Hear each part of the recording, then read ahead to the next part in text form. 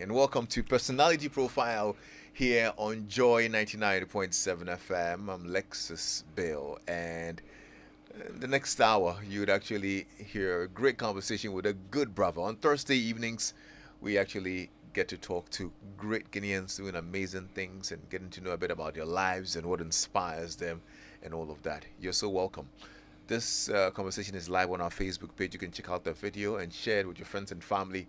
Let them know that Personality Profile is on. And this evening is going to be a really good conversation. Actually, I'm spending time with a brother who probably, I can say, is the happiest parliamentarian at the moment. Because he was actually sworn in only this week. Yeah. So in March this year, we lost the Member of Parliament for the Kumo constituency, Honorable Philip Atabaswa. May his soul rest in peace. Now, as a result of that, a by-election was held to elect a new Member of Parliament for the constituency. And, of course, the by-election was not without the usual drama and politicking and, all those things here and there. A few accusations here. But it did go on with all the serious party campaigns and whatnot. Eventually, a young, vibrant chartered accountant stood on the ticket of the New Patriotic Party, NPP, and won the seat. Well, this man earned a master's in financial economics at Ohio University. He achieved his professional certificate in accounting. He worked as a senior accountant at Vanguard Properties Development Ghana. He's held several positions at Vanguard, including financial controller, where he managed an annual budget of $4 million.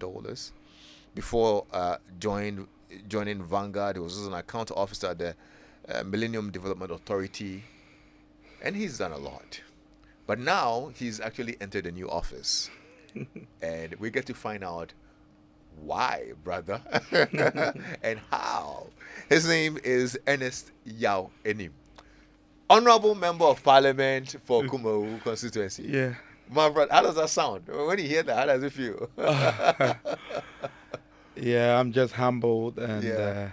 I feel that is all about God. It's God that has brought me to where I am and where I find myself right now. Yeah. Because like you mentioned, as at March, I didn't know I was going to find myself in this position. I know. Because as at March, I was minding my business. Yeah. I was working, thinking of how I was, going to end up the year, getting more bonuses from work and all that. So I never believed, and I never thought of it. And then here you are, And running here I out am. the constituency We are in campaign. June. We are in June, and I'm the Member of Parliament for Yeah. Kumawu, and it's so amazing. And I feel that I'm blessed. And Well, I'll tell you one thing though. Before March, he had hair. 3 months later, he's growing gray with the little that he has on his head. yes, because now I carry the whole burden of over 34,000 people Yeah. in Kumawu, and But anyway, congratulations. thank man. you, Congratulations. thank you. How has it been these past few days? Has it all sunk in yet? Not that yet, because for close to 8 weeks, let's say 8 weeks now, I haven't had any good sleep. Yes. It's just been working Did you hard. tell your doctor you were coming on the show? He needs to hear this. Oh yes, he's aware, because from time to time I go into get some checkups done and all that, because this journey hasn't been that easy for me, because I hadn't planned for this journey yet. Because in politics, people plan to enter, and they put in a lot of effort. And I know even for Kumawu, there were people that had planned to run for primaries for 2024, and they had been going through the constituency, meeting people and all that. But I didn't have that opportunity, because I had not planned to run for the primaries this time around. Yes. And, that's why I say was it in the plan? It was in the plan, but not This early? this early, yes. Because in my scheme of things, I knew I was going to run for the position sometime 2028, 2032. Oh, okay. So that was when I was targeting to go into the House, because I felt that I needed to achieve a lot in my professional career and all that. So I needed that time for myself, and I needed that time for my family as well. So, but it's just happened that we lost our member of parliament, and in politics, you don't let chances, just slide like that. So I just felt no, maybe it's God telling me that it's my time now to just step in. Because sometimes when you are not pushed by situations, you might lose certain bigger opportunities. So I felt that this opportunity came, and it was for me to take it.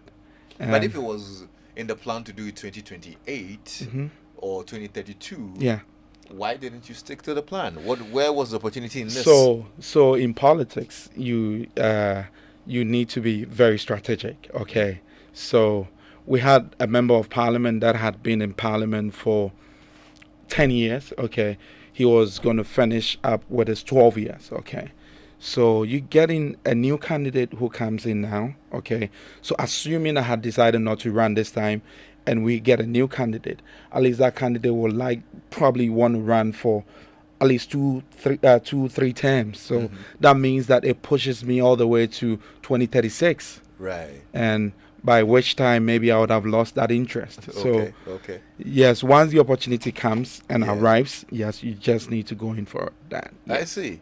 Yeah. So take me through the last couple of days. I mean, since you're swearing, I watched you in Parliament, taking the oath of allegiance and whatnot. How was this? Is more like your first day in school, eh? First day in school. But this time around, we didn't get this kind of heckling from the minority and all that, and it goes to buttress the point that the events of May 23rd,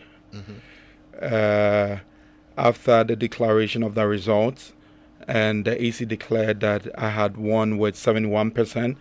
That was overwhelming, and I feel that it wasn't just MPP people voting for me.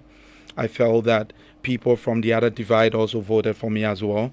So once the entire constituency accepts you, you are universally accepted, because everyone feels that it's not just sheer luck or something. Yes, you worked hard for it, and it's because of the love people have for you and the confidence they have in you. So based on that, I knew that the minority were going to accept me. Okay. I remember one polling station, I had the honorable member for Kujeto's constituency. What's the name? Okay, so Kujetu Ablakwa, Honorable Kujetu Ablakwa. He was a polling agent for one of the polling stations at the constituency. So I remember going in there and having this, then they had started counting the results, and he knew I was going to win. And, in politics, once you have a good candidate against your own person, that, okay, you just have to accept it in good stride. And everybody from the minority knew that Ernest had worked so hard and he deserved to be the member of parliament for Kumewu. So I believe that on Tuesday, during the swearing in, everybody had accepted me. Right. Okay. Yes, and that's good. We had it was a very short ceremony. I had my paramount chief accompanying me to the swearing in ceremony. I had a couple of chiefs coming from my area as well. I had my family in there, and I looked up there. I saw my family up there. I saw a few close friends around, and I felt that I have been blessed by God. That's good. That's good. And right after the swearing in, we didn't have the opportunity to even go out and, take some break. We had to continue with the business of the house, and I had just a few minutes with my family outside, and I had to come back and just continue with the business. So it's been work. Then on Wednesday that's yesterday, we had to go back to the house, and, we had the approval of the Chief Justice and all that. So it was a busy day as well. Then today has been one of the busiest of all. I couldn't make it to the house because, right after the election, there was this propaganda spreading around that the construction of the roads had been abandoned and that the equipment had been taken from site. So, and that's something that I had gone on different platforms to like rebut. I felt that it was just mere propaganda because construction was ongoing, the contractor was on site, work was ongoing, but people still kept saying all manner of things. And I think one of the things you were saying was the fact that the works have stalled. not Before the elections, you were so really so very, Lexis, today we actually spent the entire day at the constituency. I was with the roads minister, the deputy roads minister, and the entire team from the Ministry of Roads and Highways. And the media team that joined us, they will attest to the fact that the amount of work that has gone in between May 23rd and now, compared to what had happened between when construction started and we had a by-election, there's been significant improvement. Okay. And I can say on authority that the contractor has exceeded expectation. And all that people were saying, I believe, is just to score political points. And that is something that we wanted to make it clear to to Ghanaians today. Yes. So my journey from swearing in hasn't been that easy. Yeah. And I feel that there is a lot of responsibility on my head now, and I just don't have to relax. I just need to keep working for my people. I mean, a few months ago, you had a very quiet life, running around the world, managing projects and whatnot. I would say I'm kind of used to this life. Yes. Okay. Because what I was doing before coming in down here, I was managing projects, and I was managing different projects on different time zones, because I was managing some in Asia, some in Africa as well, and I was based in the States, so you can imagine the different time zones. I was on 13 plus 13 plus 8 plus 4 plus 5, so like you don't sleep. So I can say God prepared me for this occasion. Yeah, we'll get to talk about it now. I'm just curious about how life has been up till now, because like we rightly said, hitherto you had a different kind of life. Now here you are. Yeah. But where are you from and where did you grow up? Okay. So I hail from Kumawu, Bodomase. So Bodomase is the second largest town in my constituency after Kumawu. And I was born in Kumasi. At Old Tafel. Yes, my parents, Mr. Francis Kojani and my mom, Mercy Opoku. So I was raised in Tafel for some years. Then we moved to Bokrom Estate, also in the mention of in Kumasi as well. So I started schooling in Old Tafel. Yeah, I started from the Saito. Then I moved on to the private school, also in Tafel. Then what were your parents into? So my mom was a hairdresser. My dad was a businessman. Yeah, so... Would you say you come from a privileged background? Not really. It's quite average, yeah. It's okay? Yeah, it's okay. How many siblings you have? 3, yeah, so there are 4 of us, yeah. Okay. I have... we are 2 boys, then 2 girls, yeah. So my elder brother, Emmanuel, and my sisters Constance and Dora. Yes, so so growing up, I went to school, basic school in Bokrom Estates. Then from there I went to senior high school at Kumasi Academy. Kumaka. Nice. So that's where everything started. Yeah. So back in Bokrom Estate, where I had my JHS. Okay, so I had my JHS as Prince of Peace, and I started off from primary school as school prefect. Then I ended up at the JSS as school prefect as well. Oh, wow. Then when I ended up in Kumasi Academy too, I was a senior boys prefect at the time. So wow. I can say leadership is something that it's maybe been God, in you. yes, it's been in me. So, but what really was your career path you wanted to chart? So I wanted to be an accountant. Oh, is it? Yes. So what made you choose that? So when I was 5 years, I remember this man from Old Tafel.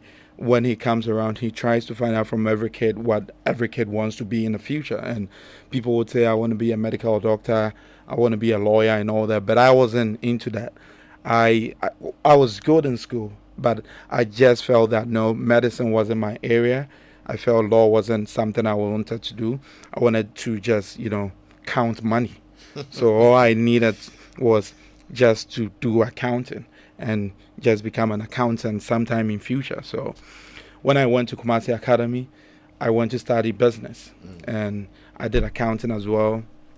So school prefect, then so that's where I can say that I got my proper training from, and from our history. I don't know, others would say others, yeah, other things, but I can say I was my generation. I was one outstanding prefect, and Okay. yes, my generation can attest to that What made fact. you what made you an outstanding prefect? So what I can say on that is I was able to push Kumasi Academy very far during my year. I was one prefect that was into debating as well, and we entered the regional debate finals. Okay. Yes, so I took my school to the finals then Yeah. with Prempeh College, and Prempeh College eventually won. Mm. But then we were able to take the school to that level. Wow. And combining that, I was one school prefect too that I was SU secretary at the same time. Spirito too. Spirito as well. I was also the vice president for PMSU, Presbyterian Methodist Students Yeah. Union. Yeah, so I combined a whole lot of things during my time, and I was also the president for the wildlife club for the school. So How are you able to do all of these things at the so same time? so yes, so that's something that I can say that God prepared me from that period, because I was able to manage all these different roles from the religious side to the other other side. And I can say that within that period when I was in Kumaka, tutors and everybody, students could attest to the fact that I was able to perform very well, Mm. even though I had several other things to handle, but I Yeah. still was able to bring that up there. So from Kumasi Academy, I ended up at the University of Cape Coast. So I went. So before University of Cape Coast, actually, I went to University of Ghana because Legon. Legon, yes. So I had wanted to. So I had two things. Either I ended up in a business school at Legon or business school at UCC. Okay. So then I started off with statistics because they had this sandwich program, which will normally start before actual school reopens. So I entered into ISE. So I studied certificate in statistics then. So That's at Legon. that's at Legon, yeah, at the Institute of Statisticals, yeah. So right after that, then I had my letters from the two schools. So I had Legon and I had UCC at the time. So it was a bit of a challenge for me choosing between those two schools. But what really made it easy for me was the choice of program. And because I had planned to be an accountant, I just didn't want to, deviate from that side. So Legon offered me economics and UCC offered me Bachelor of Commerce. Okay. And I felt that once I wanted to be an accountant, why then do I need to switch to a different field? So I just kept it and moved to University of Cape Coast. And I can say that I had so much fun studying Bachelor of Commerce compared to if I had gone to Legon for economics. Yes. Well, you wouldn't know that because you didn't. Because you know why? Tell me. When I'll get there. But when I had my master's, so I had my master's in financial economics. So my struggles in financial economics was because of economics. So my decision to go into commerce was something that I felt it was divine. Because if I had gone into economics, maybe I wouldn't have ended up becoming who I am today. Right. Yeah. So Right. yeah. So I ended up at UCC. I studied commerce. Then I ended up as the JCRC Hall president for Atlantic Hall. Right. Yes. So I'm a marina as well, Okay. and Okay. we have some mariners in the house too as well. Yes.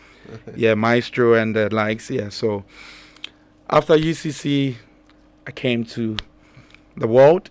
I started working. So my first job was national service with the Millennium Development Authority, MEDA. So I started with MEDA. I worked with MEDA from national service. I got full-time employment with MEDA as well. I was with MEDA for close to from 2009 until 2012. Okay. Then I moved to Vanguard Properties. Vanguard Properties. Yes. So we're into real estate. So we had some some big projects. So that's where we managed like $4 million. So we had big projects to manage at the time. Vanguard Heights at Cantonment. You see that Twin Towers and Cantonment. We had Vanguard Villas also around Cantonment's area. Then we had Vanguard Estates, Vanguard Enclave also at Amasaman. We had Vanguard Oasis and at Pram Pram. So we had to manage all these projects. So I started over as a senior accountant, and I ended up as financial controller at one point before I decided to go back to school. And go do your master's in and Ohio. go do my master's in Ohio. So I ended up at Ohio University Athens campus. So there I went to study financial economics. Then after Ohio University, I worked in the States. I worked with some companies. Yes, I worked with McGraw-Hill. Then I worked with Envision. So around 2017, we my company actually were in charge of the inauguration of then President Donald Trump. So we managed the inauguration for Trump at the Capitol and the National Mall as well. So I had that opportunity to really, be part of that big event, the inauguration of Donald Trump. So from Envision, fortunately for me, Cardinal Emerging Market, they won the contract to manage the fiscal agency for the compact for MEDA. So I ended up in Ghana as a payment and tax specialist. So I worked with MEDA from 2017 all the way to 2022 September. There you go. So all along, there was no sign of politics. So politics came in along the line. Because all this school politics that I was doing is all politics. Right. But I'm okay, so at politics. UCC, I was a TESCON member. Okay. And I was an executive member of TESCON. I was rep from Quapro. So that was one area within the university community. So I served as the TESCON rep there. I couldn't take up a bigger role in TESCON because I was hall president back then. So I could only take up that role. So I started with TESCON. Then around 2008, when we had a general election, I was part of the team that was dispatched to the voter region as polling agent. And we had to run back to Accra because of the hostile and, treatment we had from the people at the time in the voter region. Like? Okay, so as a student in the university, you are sent out to the voter region. You don't even know where you are asked to go. So we go in buses and we are dispatched to various polling stations. And you go there and you are told by other agents, you have to run for your life. You can't stay here because that is not how we do our things here. So most of us had to run for our lives at the time. So we came back to Cape Coast then. Just because they told you to run, you run? No, there were other things that I wouldn't want to go into. What things? Lexis, I think that these things happen. I'm curious. I just want to understand what it is. During the 2008 elections, and I feel that Ghana has gone past that age. Yeah, so we wouldn't want to go into it and try to spill the beans and all that. So I wouldn't want to go into that. So that was them. I'm just a little curious. Like every party will want to protect its stronghold. And they have their own strategies in protecting their strongholds. And I can say that was their strategy at the time. Yes, once you're able to frustrate the agents of the other party, you get a chance to do whatever you want to do at the polling station. So was your life threatened? Very. So most of us had to run to then district chief executive because we were in power at the time. MPP were in power at the time. President Kufuor was the president at the time.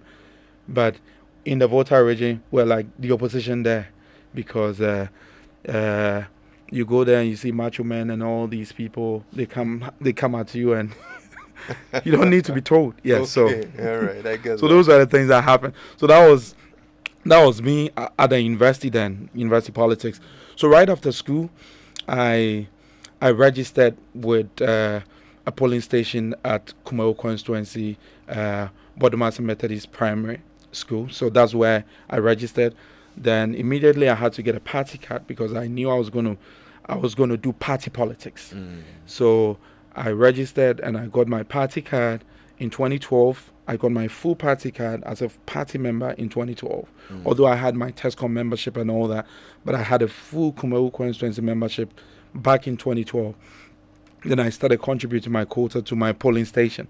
So I was then helping out just at the polling station level, because I felt that I was then entering into my accounting career and everything, and I just needed to take it easy. I just didn't want to go in full time at the time, so I would come in during elections and help.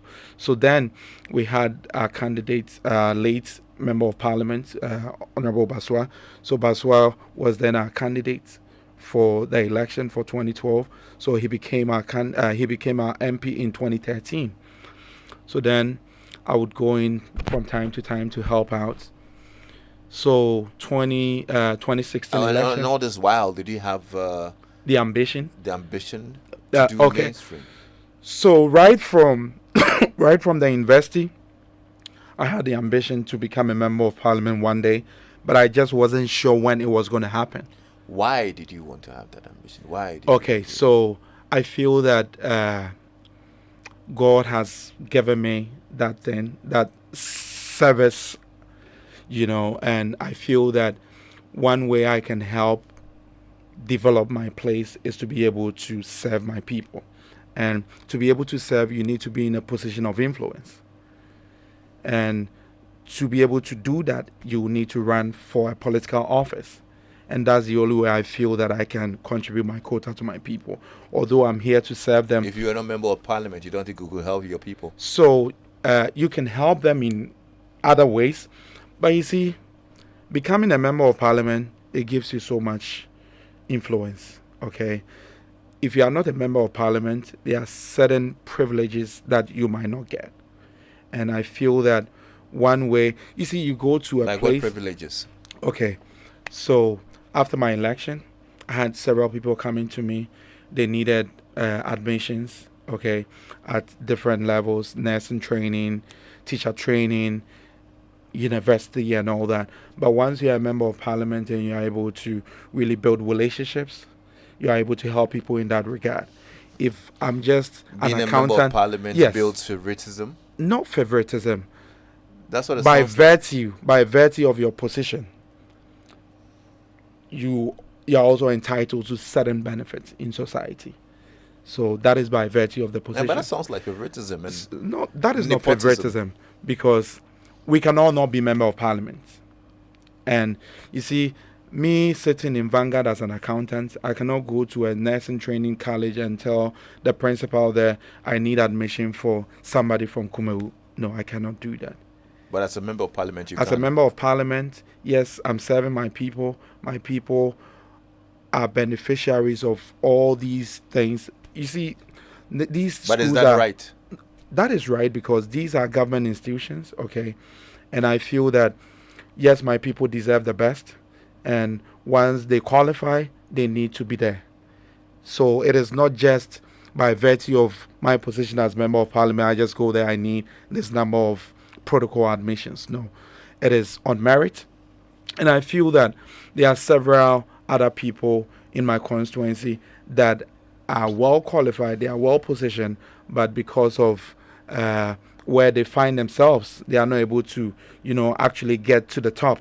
And I feel that as member of parliament, I'll be able to bring up these people. And one of the things that I have spelled out to my people is, for me, my target is that I want to see Kumewu producing engineers, lawyers, doctors in the next few years. So my target is, this year I'm trying to get at least 20 people into areas that can help get them to that level.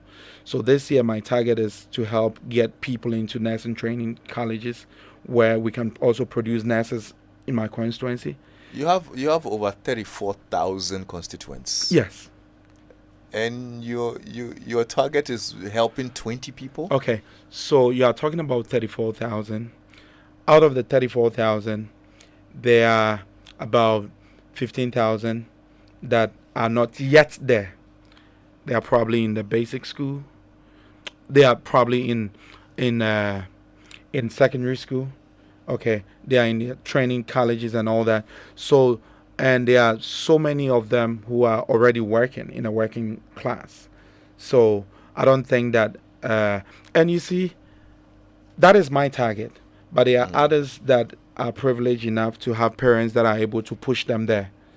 So I don't need to push such people, but I only need to push those underprivileged. I mean, it sounds all too easy to do when you say you want to help individuals and whatnot. But I would have thought that probably the easier way is to help build the schools and the systems in your community, Okay. so that everybody, because I doubt all 34,000 people have access to you. So maybe some 20 people will have access to you. So but fortunately, 34,000 fortunately people for us, also need some development. fortunately in for there. us, we have 8 secondary schools in my constituency now. We are hoping that at least in the next few years we can add on to it. We don't have any tertiary institution. We have only one. That is a Westphalian. So the plan is to try to lobby government to at least get one nursing training college at least in the next few years. Then get one teacher training college there too as well. So once we get all these things in place, at least our burden. Okay. You know, So I will get the lessen a bit. impression that Yeah. you're looking at education as one of Yes. the things Yes. that you want to help develop in your constituency. Is that it? That is it. Yeah. Okay. I'm a young man, and I feel that once I've had the opportunity to be able to get up there, I should be able to help the less privileged to also get to where I've made it in life. Yes. I see. Well, Yeah. you are enjoying a good job in the U.S., getting big fat checks and annual bonuses and whatnot. I've spoken to a lot of MPs, and they tell you that, look, it's not easy. It's not as rewarding as we see it. Yeah. Yeah. A few of them would tell me that, Charlie, they wake up and they have to pay bills. And, Bills, you know, yeah. you rightly said, you know, some people come to you because they want a chance to get into certain institutions and whatnot. It doesn't look that enticing, but you're still keen Yeah, on Lexis. leaving a job that you Yeah. had in the US Yeah. and coming down to come and do this job. So Lexis, like I mentioned to you, everything that happened in my life, okay, even ending up at Kumasi Academy, it was divine, because that wasn't where I wanted to go, but God placed me there for something special. Ending up at the University of Cape Coast, it was divine, and I feel becoming a member of Parliament at this point in my life, I feel it is the calling of God for me to come in now and serve my people.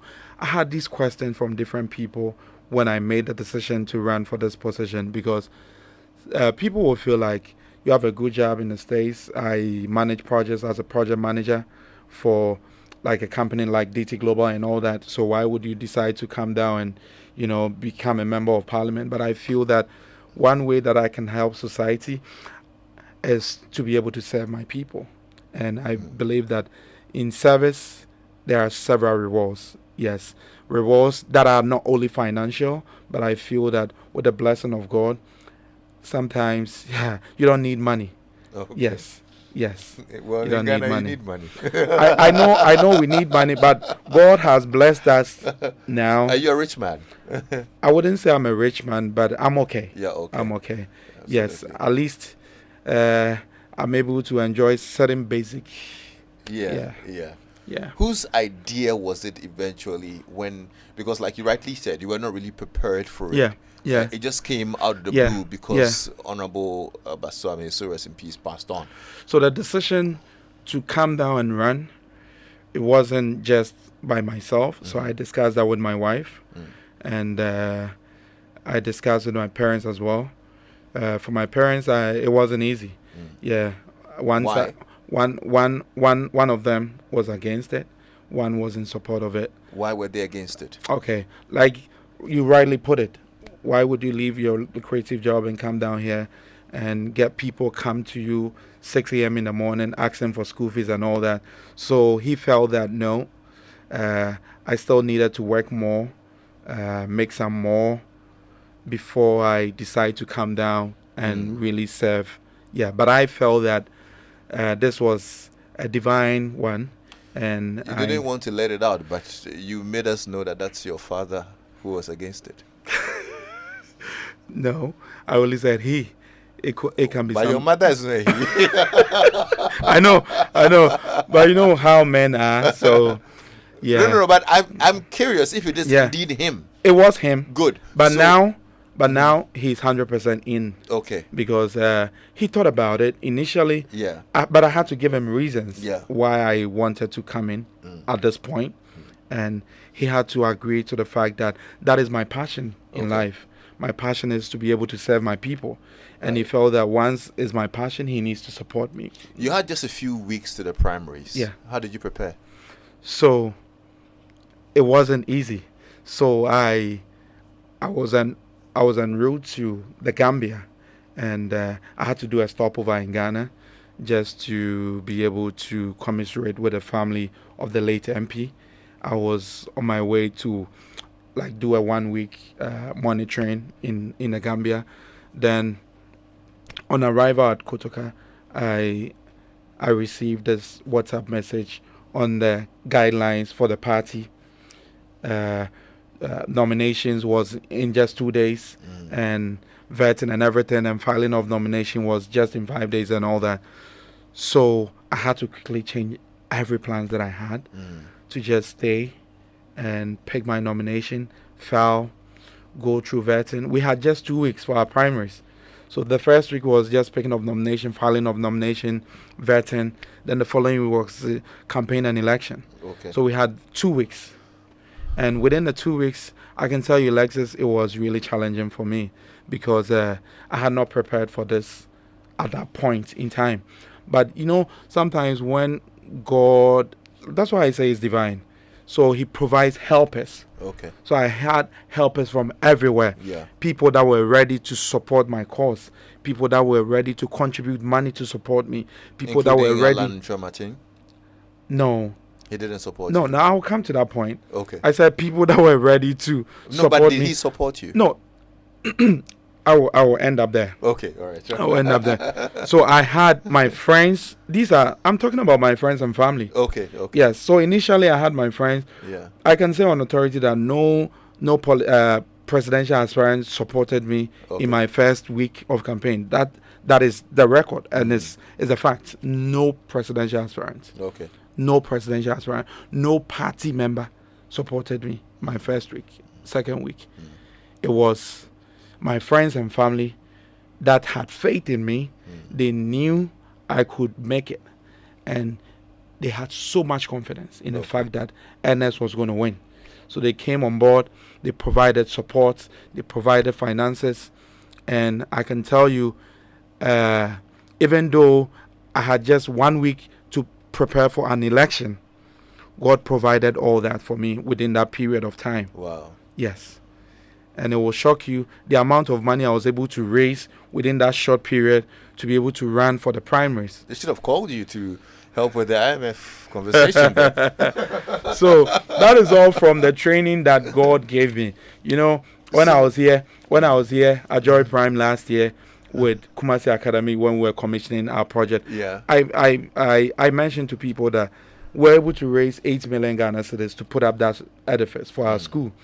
And it was just that skill. Yeah. Yes. So I knew that God had given me that skill to be able to, draw people from everywhere to just come on board. Yeah. Right. So, like you rightly said earlier, there were people in the constituency who were eyeing this seat. Yeah. It will shock you. There were 8 people that picked nominations to file. And most of these people were based in Ghana. They have been working in the constituency. They had been going around the constituency. You hadn't done none of that. I had not done none of that, but I had been a true party member. No, that's During fine. the 2020 elections, I was one person that was with the late Member of Parliament the entire campaign.